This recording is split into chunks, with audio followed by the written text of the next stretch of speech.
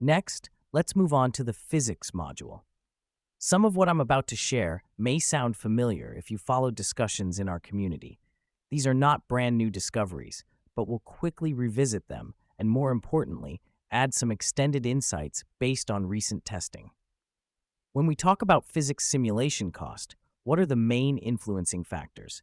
From our experience across many projects, there are four major ones: the simulation mode, the number of physics updates, the number of collision events, collider complexity. Let's go through them one by one. 1. Simulation mode.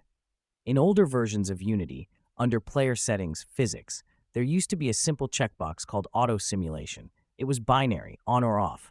But in newer Unity versions, this has evolved into a simulation mode dropdown. By default, it's set to fixed update, which behaves similarly to the old auto simulation. In this mode, Unity automatically runs physics simulation during fixed update.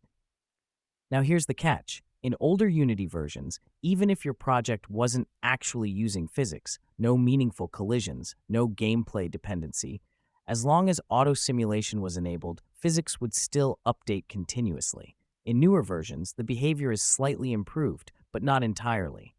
If your scene contains any static colliders, physics simulation will still run automatically. The only way to completely eliminate the cost is either ensure there are zero colliders in the scene, or switch simulation mode to script and manually control when simulation runs. There's also an update option, which moves simulation from fixed update to update, meaning once per frame at most. But in most production projects, especially those relying on frame synchronization, fixed update is still the default choice. 2. Number of physics updates. Now let's talk about an important side effect of using fixed update.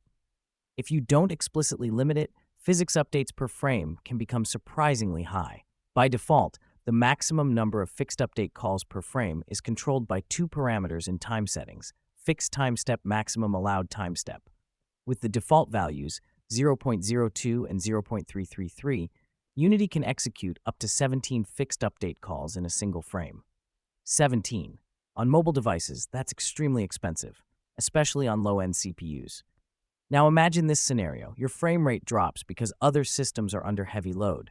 When frame time increases, Unity tries to catch up by executing more fixed update cycles in a single frame, which means other systems cause frame drops. Frame drops trigger more physics updates, physics cost increases, frame rate drops even further. It becomes a feedback loop. So for mobile projects, we strongly recommend limiting the effective maximum fixed update count to around 3 to 5 per frame. For most mobile games, that's more than enough.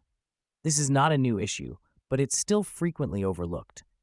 3. Collision event count. In the Unity profiler, under the physics section, you'll see something called contacts.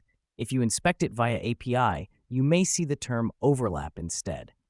They essentially represent collision interaction events. Through testing, we've consistently observed a near-linear relationship between collision event count and total physics simulation cost. More collisions, more simulation time. In rare cases, projects genuinely require high collision density. But in most cases, excessive collision events come from poorly configured layer collision matrices. We've seen projects with dozens of layers defined, yet many of them are allowed to collide even when they don't need to interact logically. Sometimes even UI layers colliding with other UI layers. By simply tightening the layer collision matrix to reflect actual gameplay logic, you can dramatically reduce collision counts and immediately lower physics cost. This is often one of the easiest wins. 4. Collider complexity. Now we arrive at the part we want to explore more deeply today. Collider complexity. Traditionally, we've recommended a few common techniques. Use lower LOD meshes for mesh colliders. Replace mesh colliders with primitive colliders when possible. Combine primitive colliders to approximate complex shapes. For example, if a game doesn't require per-finger bullet detection, there's no reason to use a highly detailed mesh collider for a character's hand. Capsules and spheres can often approximate the hitbox perfectly fine. So far, this is all familiar advice, but let's ask a deeper question. Is the performance difference between mesh colliders and primitive colliders really just about visual complexity?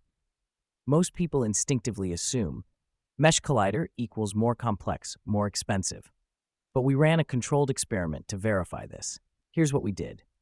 In an empty scene, we created a transparent cube container. Inside it, we spawned 200 rigid body spheres. Each sphere continuously received a random force, so they constantly collided and bounced around.